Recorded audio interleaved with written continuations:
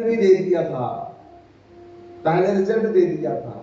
और बंधुओं, जब महाभारत का युद्ध हो गया तो धृतराष्ट्र के पांचों पुत्र द्रौपदी में झगड़ा छिड़ गया। इस बात का द्रौपदी कहे ये युद्ध मेरे कारण जीता है, युधिष्ठिर कहे युद्ध मेरे कारण जीता है,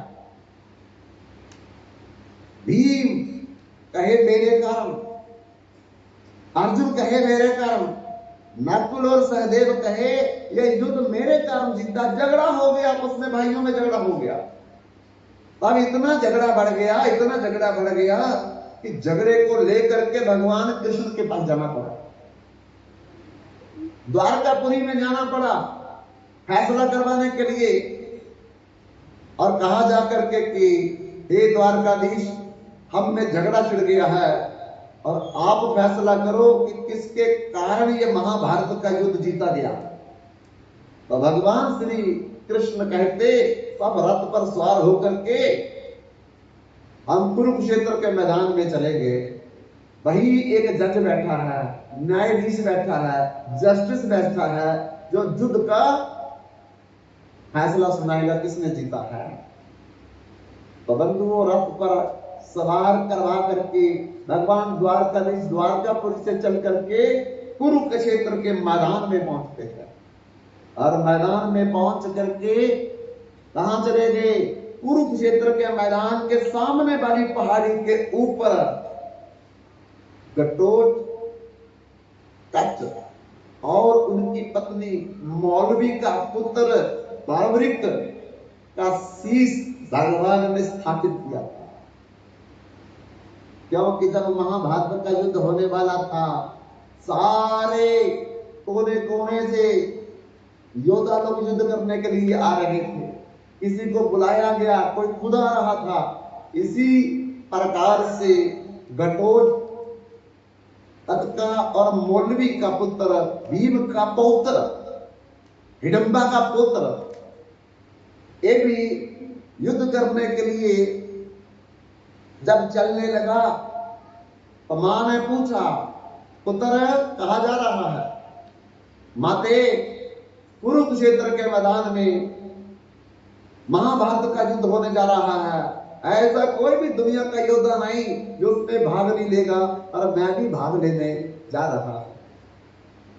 तब मां ने कहा, बेटा तू किस तरफ युद्ध लड़ेगा? तो बरभिक ने कहा कि माते, जिस तरफ तुम कहोगी। तब माता ने कहा कि अगर मेरी बात मानोगे तो जो सेना हारती हुई दिखाई देगी उसी के पक्ष में तुम युद्ध करना। आप बरभिक मां को चरण स्पर्श करके, चार परिक्रमा करके और चल पड़ा कुरुक्षेत्र के मैदान की तरफ। रास्ते में भगवान कृष्ण के साथ टाकरा हो गया, सामना हो गया। और भगवान कृष्ण ने बरभिक से पूछा कि बालक, रथ पर सवार होकर के कहां जा रहे हो? बरभिक ने कहा, श्री कृष्ण जहां सब जा रहे हैं, जहां आप भी जा रहे हैं। तो श्री कृष्ण ने कहा, मैं तो महाभारत के युद्ध में जा रहा हूं भाग लेने के लिए। तुम कहां जा रहे हो? मैं भी वहां जा रहा हूं, पर तुम्हारे पास तो कोई अस्त्र शस्त्र दिखाई नहीं देते। कहा, ये मेरा तरकश देखा, इसमें 3 बाण हैं, 2 बाण की जरूरत पड़ेगी, तीसरा बाण मुझे निकालना भी नहीं पड़ेगा और युद्ध सारा खत्म हो जाएगा। अरे 2 बाण से युद्ध खत्म कर दोगे? हाँ, पर कैसे करोगे? तब बरभिक ने कहा, श्री कृष्ण, ये बट का वृक्ष देख रहे हो, इसमें करोड़ों पत्ते हैं और पहला मैं बाण छोड़ूंगा, हर पत्ते पर वो चिन्ह लगाएगा। जिस जिस पत्ते में छिद्र करना है, सुराख करना है, पहला बाण छोड़ा हुआ उसको चिन्हित करेगा और वो मेरे तरफ से मैं वापस आ जाएगा। दूसरा बाण मैं जब छोड़ूंगा तो जिस जिस पत्ते पर चिन्ह लगा होगा उसमें छिद्र करेगा, सुराख कर देगा। कहते करके दिखाओ ऐसा चमत्कार। तो बलवृक ने अपना पहला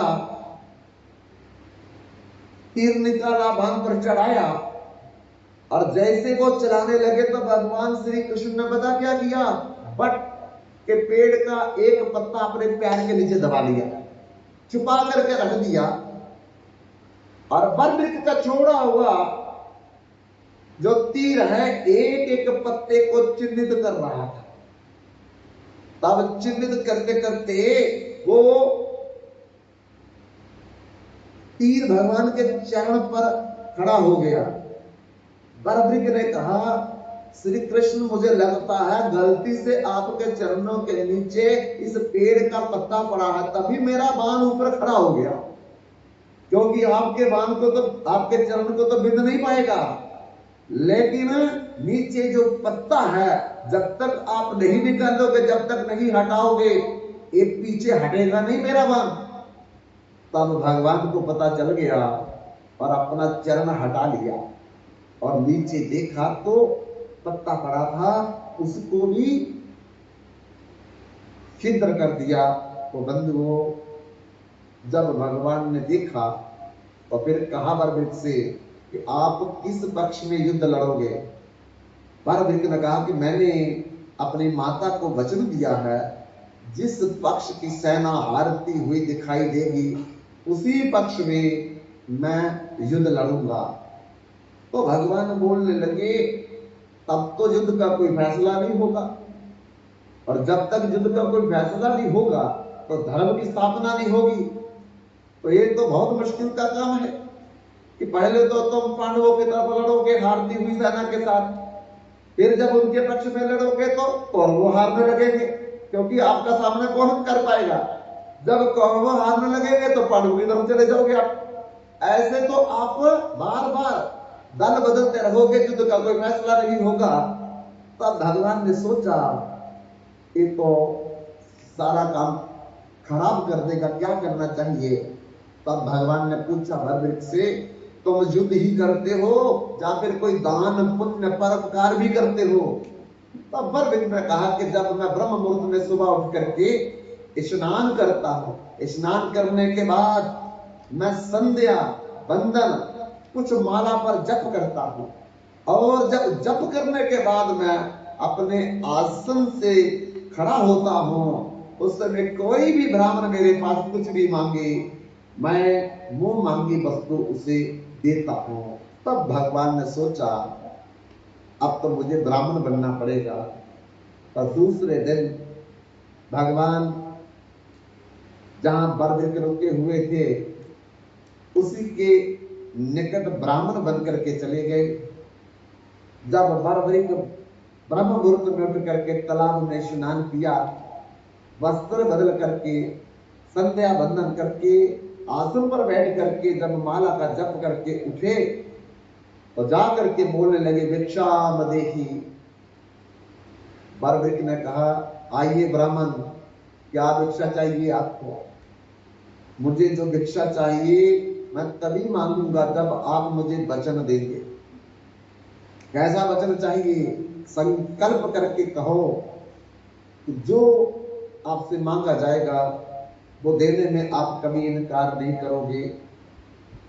तो बलवृक से भगवान ने संकल्प करवा लिया, और संकल्प करवाने के बाद भगवान ने कहा, मुझे आपका शीश में दान चाहिए, दान में शीश चाहिए मुझे। तब बंधुओं बलवृक बड़ा दुखी हुआ, कहा आप ब्राह्मण नहीं हो सकते, क्योंकि ब्राह्मण कभी भी किसी का शीश दान में नहीं मांगेगा। वो तो धन मांगेगा, वस्त्र मांगेगा, जमीन मांगेगा, अन्न मांगेगा, लेकिन किसी का सार दान में कभी नहीं मांगेगा। सच सच बताओ आप कौन है। इसी समय भगवान द्वारकाधीश श्री कृष्ण के रूप में प्रकट हो गए। बलवृक ने कहा कि आपने ऐसा क्यों किया। भगवान ने कहा कि यह धर्म युद्ध होने जा रहा, अब तुम्हारे कारण यह धर्म युद्ध नहीं हो सकता, क्योंकि तुम कभी एक पक्ष में लड़ोगे, कभी दूसरे पक्ष में लड़ोगे, कभी एक पक्ष में लड़ोगे, कभी दूसरे पक्ष में लड़ोगे, युद्ध का कोई फैसला नहीं है। इसलिए जब तक तुम जीवित रहोगे ये युद्ध समाप्त नहीं होगा। तो मुझे आपका साथ धर्म रक्षा के लिए, राष्ट्र रक्षा के लिए, जन कल्याण के लिए चाहिए। पर बरबरीक ने आंखों में अश्रुधारा निकलने लगी। भगवान ने कहा, अगर तुम शीश दान नहीं करना चाहते हो, अपने वचन में मुकर जाओ। बरबरीक ने कहा, ऐसी बात नहीं, मैं वचन दे करके कभी मुकरने वाला नहीं हूं। पर मुझे दुख इस बात का है कि मैं जब घर से चला था, यही सोच करके चला था कि महाभारत का युद्ध मैं जरूर देखूंगा। पर अब तो आपको शीश दान देने के बाद मैं महाभारत का युद्ध नहीं देख पाऊंगा। भगवान कहते, चिंता मत करो, हम तुम्हारी जो भी इच्छा पूर्ण करेंगे। जब तक महाभारत का युद्ध होता रहेगा, तुम सारे युद्ध का हाल मेरी कृपा से, मेरे आशीर्वाद से देखते रहोगे। और बाद में जज बन करके, गवाह बन करके आप लोग गवाही भी दोगे। तो बंधु, उस दिन भगवान ने दिव्य शक्ति दे करके बरबरीक को कुरुक्षेत्र के मैदान की सामने वाली पहाड़ी के ऊपर स्थापित कर दिया था। तो आज उसी बरबरीक के पास जा रहे हैं द्रौपदी, नकुल, सहदेव, अर्जुन, भीम और युधिष्ठिर को लेकर के। और वहां जाकर के बरबरीक के शीश के सामने भगवान ने कहा कि बरबरीक, आप मुझे ये बताओ कि आपने महाभारत का युद्ध देखा है? बरबरीक ने कहा, श्री कृष्ण, मैं सच बोलता हूं, मैंने पूरा का पूरा हाल जो है 18 दिन में जो हुआ वो मैंने महाभारत का युद्ध देखा। तो फिर आप बताओ कि उस युद्ध को जीतने के लिए सबसे बड़ा किसका हाथ था? तो बरबरीक बोलने लगा, श्री कृष्ण, एक छोटा मुख बड़ी बात बोलने जा रहा है, बुरा मत मानना। मैंने पूरे महाभारत के युद्ध में 18 दिन 18 रात केवल श्री कृष्ण का सुदर्शन देखा, और किसी को मैंने नहीं देखा। जब ऐसा बोला तो बंधु, सब पांडु पुत्रों के नेत्र नमन हो गए। द्रौपदी की आंखें झुक गई कि हम तो फजूल में झगड़ा कर रहे थे, युद्ध विजय दिलाने में तो द्वारकाधीश श्री कृष्ण का पूरा हाथ था। इसलिए राम कीन चाही सो होई, करे अन्यथा अस नहीं कोई। कोई सोई जो राम रचि राखा, को करी तर्क बढ़ावे साखा। अब भी आप सब कुछ करने वाला है, हमको तो भगवान ने केवल निमित्त बनाया है। इसलिए निमित्त बन करके हमारा सौभाग्य है, भाग्य है कि भगवान ने हमें मनुष्य जन्म दे करके निमित्त बनाया है। इसलिए ऋषि वेद व्यास जी जो है वो अपने आश्रम में बैठ करके ये सोच रहे हैं कि मैंने 4 वेद का विभाग किया, 6 शास्त्र लिखे, 17 पुराण लिखे, 108 उपनिषद, 555 वेदांत सूत्र लिखे, 1 लाख श्लोक वाली महाभारत की पट कथा लिखी। लेकिन इतना कुछ करने के बाद भी मुझे संतुष्टि नहीं, मुझे संतोष नहीं है। जरूर मेरे से कोई गलती हो गई, त्रुटि रह गई, कमी रह गई, लेकिन क्या कमी है ये पता नहीं चल रहा। तो बंधुओं, जब हमको अपनी कमी का, कमजोरी का, त्रुटि का पता ना चले, तो फिर जब तुझसे न सुलझे तेरे उलझे हुए धंधे, भगवान के विश्वास पे छोड़ दे ए बंदे, वही तेरी मुश्किलें आसान करेगा। जो तू ना कर सका वो भगवान करेगा।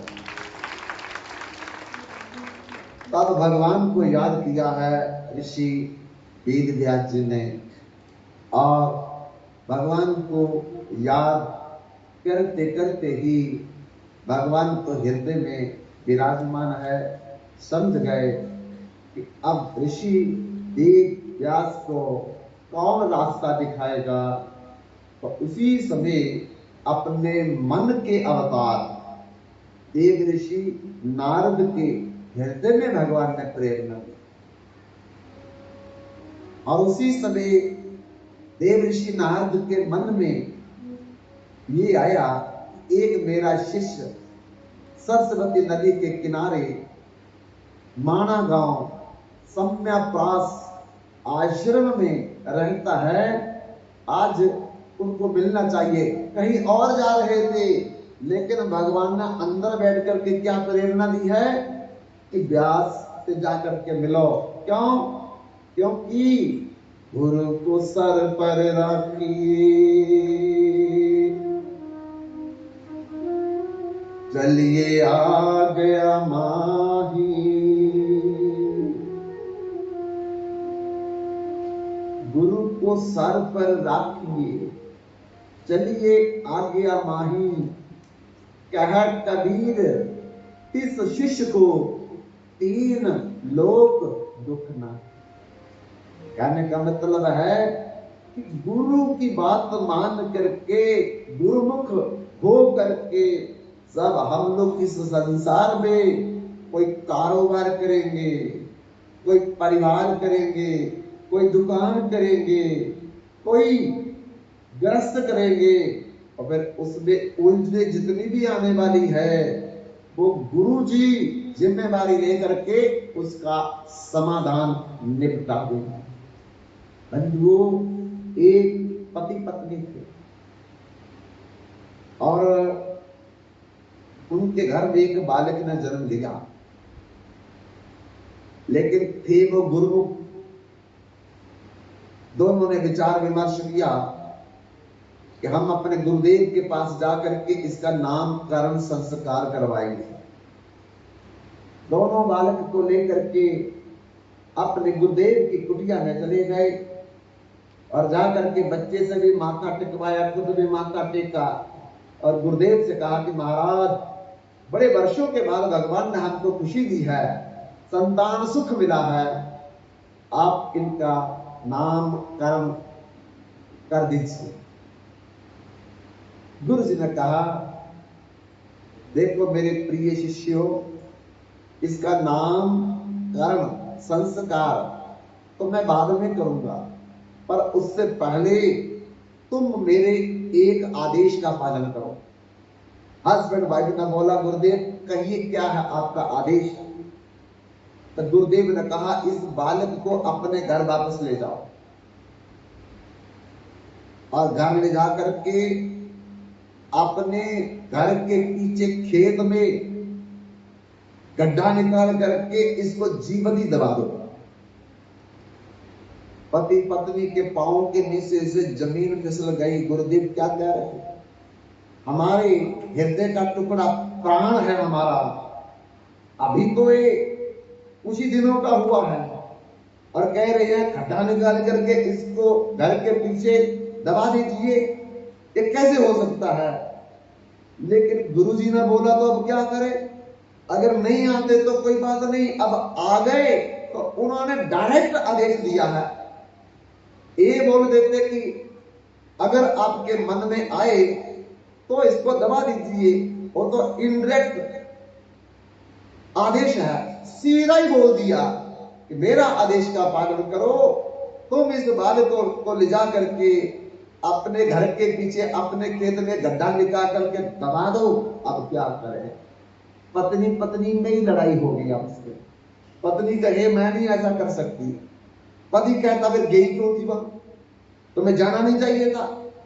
अब गई थी तो उनकी बात माननी पड़ेगी। तब बंधुओं, आखिर में यही फैसला हुआ, अपने हृदय के टुकड़े को दोनों ने गोद में लेकर के गड्ढा निकाल करके अपने घर के पिछवाड़े में दबा दिया जिंदा। तब उस बच्चे को याद कर करके रोते रहते और फिर प्रभु की कृपा से फिर एक बालक ने जन्म लिया। जब उस बालक ने जन्म लिया तो पत्नी बोलने लगी कि मैं तो नहीं जाऊंगी अब इसको लेकर के गुरुदेव के पास। तो पति देव बोलने लगे अगर नहीं जाएंगे तो वो अपने आप ही आ जाएंगे, पता तो उनको चल जाएगा, फिर क्या झूठ बोलोगी तुम। बोले क्या करें फिर। बोले एक बार उन्होंने बोल दिया, दूसरी बार भी थोड़ी बोल देंगे कि इसको भी दबा दो खेत में जाकर के। बेचारे मन बना करके डरते डरते बालक को लेकर के अपने गुरुदेव के आश्रम में पहुंचे और डरते डरते बोलने लगे कि गुरुदेव इस बार भी हमारे घर में बालक ने जन्म लिया है, आप नामकरण संस्कार कर दीजिए। गुरुदेव ने फिर बोला वो तो बाद में करेंगे, पहले मेरे आदेश का पालन करो। तब तो पत्नी डर गई थर थर, अब पता नहीं क्या बोलेंगे क्या नहीं बोलेंगे, क्या आदेश देंगे क्या आदेश नहीं देंगे। तो गुरुदेव ने फिर बोला इस बालक को भी लेकर के अपने घर के पिछवाड़े में उसी बालक के साथ गड्ढा निकाल करके दबा दो। अब तो बोलो एक बालक को दबा दिया, दूसरे बालक के लिए भी गुरुजी ने बोल दिया, लेकिन गुरु के प्रति उनकी श्रद्धा खत्म होने लगी कि गुरुजी क्या बोल रहे हैं हमको, हमारे हृदय के टुकड़े को बार बार बोलते हैं दबा दो जमीन में। चले आए गुस्से से होकर के, अब गुस्से में आकर के बस कभी सोचते दबाएं, कभी सोचते नहीं दबाएं, कभी सोचते दबाएं, कभी सोचते नहीं दबाएं, असमंजस में पड़ गए, दुविधा में पड़ गए। आखिरी में फिर यही फैसला लिया कि क्या करें, कैसे मुंह दिखाएंगे गुरुदेव को जाकर के। उस बालक को भी उस बालक के पास गड्ढा निकाल करके दबा दिया गया। बंधुओं अब समय आने पर तीसरे बालक ने जन्म लिया, लेकिन अब तो पत्नी ने बोल दिया अपने पति देव से कुछ भी हो जाए मैं मर जाऊंगी, पर मैं अब तीसरे बालक को गुरुदेव के पास लेकर के नहीं जाऊंगी। भले इसके नाम को रखे कोई ना रखे, बिना नाम के रखूंगी अपने बालक को, छोटू बोल करके बुला लूंगी, हृदय का टुकड़ा बोल करके बुला लूंगी, पर मैं गुरुदेव के पास इसका नामकरण संस्कार करवाने के लिए नहीं जाऊंगी। वो नहीं गए। बंधुओं कहीं से पता चल गया गुरुजी को, अब उनके घर में तीसरे बेटे ने जन्म लिया है। अब वो गुरुदेव के पास नहीं गए, गुरुदेव चल करके उनके घर आ गए। गुरुदेव को देख करके तो मां के हृदय में हलचल मच गई। अब पता नहीं क्या बोलेंगे क्या नहीं बोलेंगे, लेकिन आसन बासन राशन भाषण गुरुजी के साथ किया। और जब रात के 12 बज गए तो गुरुदेव जी हस्बैंड वाइफ को बुला करके अपने पास बोलते कि ऐसा करो, अपने इस बालक को भी गोद में उठा करके मेरे साथ चलो। पत्नी की तो हालत खराब है कि क्या बोलेंगे क्या नहीं बोलेंगे, कहाँ चलना कहाँ नहीं चलना है, पर फिर भी मना नहीं कर सकते। अब तो गुरुजी सामने है, ले करके चले। चलते चलते पूछा कि कहाँ उन बच्चों को दबाया था, उसी जगह पर पहुंचे और कहने लगे अब इस बालक को इन दोनों बालकों के पास रख करके अब घर वापस चलो। पत्नी बोलने लगी ये छोटा है, अभी तो कुछ दिनों का है, यहाँ रात को छोड़ करके हम कैसे चले जाएंगे।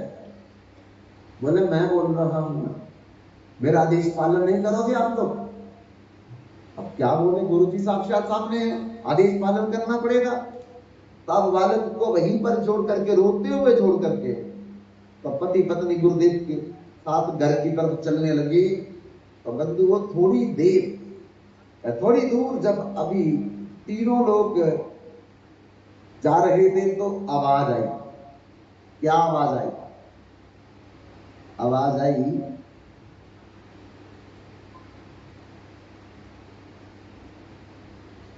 वो जो बालक को छोड़ करके अपने घर को चलने लगे थे, उसको सबसे बड़ा भाई जो पहले नंबर वाला बालक था बोलने लगा, छोटे भाई इनका गुरु जो है ना, इस सारा काम खराब कर रहा हमारा। बोले क्या काम खराब कर रहा है? देखो मैंने पिछले जन्म का अपने माता पिता से बदला लेना था। जब मैंने 5 वर्ष का होना था और मैंने खेलते खेलते छत से नीचे गिर जाना था और गिर करके मेरी मृत्यु हो जानी थी, और उसी मृत्यु को लेकर के इनको बड़ा भारी दुख मिलना था मेरा, और मैंने अपना बदला लेकर के वापस निकल गया। दूसरा बालक बोलने लगा, अरे तुमने तो 5 वर्ष में मर करके बदला लेना था, मैंने तो और ज्यादा बदला लेना था इनसे। तुमने क्या लेना था? मैंने ये बदला लेना था कि मेरा विवाह होना था, मेरे बच्चे होने थे, और फिर हम तीनों ने किसी गाड़ी पर जब यात्रा के लिए निकलना था तो हमारा एक्सीडेंट होना था और हमने तीनों ने मर जाना था। इतना भारी वियोग इनको लगना था और हमारा बदला पूरा हो जाना था। दोनों की बातें कौन सुन रहे हैं? माता भी सुन रही है, पिता भी सुन रही है, गुरुदेव भी सुन रही है। और तीसरा वाला बोलने लगा, जिसको दबाया नहीं, रखा था, वो बोलने लगा, भाइयों तुमने तो मर करके बदला लेना था और तुमको तो इनके गुरुदेव ने दबा दिया जमीन के अंदर, और मैंने तो इनकी सेवा करनी थी, मेरे को आधी रात को छोड़ करके जा रहे हैं आपके पास।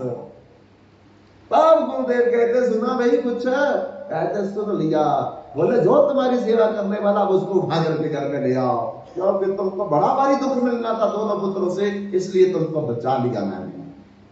गुरु को सर पर राखिए, करिए आज्ञा माही, कहे कबीर तिस दास को, दीन लोक दुख नाही। बंधु, नारद जी सोच रही है कि ये ऋषि वेद व्यास जी मेरे शिष्य हैं और एक दुविधा में पड़ चुके हैं, एक असंतोष में जी रहे हैं। अब इनका रास्ता क्या है? मेरे बिना कोई दूसरा नहीं दिखा सकता, इसलिए मुझे ही जा करके अपने शिष्य व्यास जी को रास्ता, पंथ, दिशा देनी चाहिए। तो इसलिए बंधुओं, देव ऋषि नारद जो है भगवान की प्रेरणा से कहीं जा रहे थे, लेकिन व्यास की तरफ मुड़ गए और आगे व्यास के पास जाकर के देव ऋषि नारद और व्यास जी का क्या बात संवाद हुआ, वो कथा हम कल प्रारंभ करेंगे।